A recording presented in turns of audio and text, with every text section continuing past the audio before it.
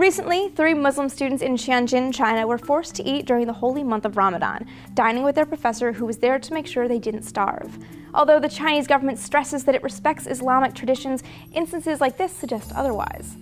Muslim students at one public college in Tianjin were warned they might lose their degrees, and China's state-run media released articles against fasting. But why? Why is the Chinese government discouraging and in some cases flat-out banning Islamic traditions? First, a little background.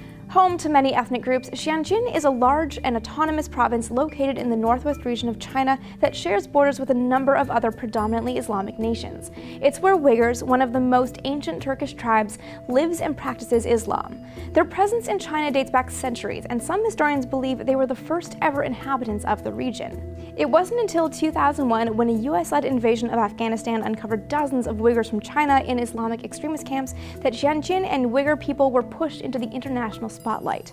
The invasion drew attention to the possibility of an ideological shift towards Islamic extremism in the area. The same year, China began taking measures to curtail violence and combat Islamic extremism, and this has been China's general course of action towards Uyghur Muslims over the last 15 years.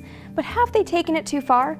The Council on Foreign Relations released a report by the Congressional Executive Commission on China, which said both the Chinese government and private sectors had discriminatory hiring practices against the Uyghurs, and also denied them religious rights such as observing Ramadan and allowing Muslim men to wear beards and women to wear veils.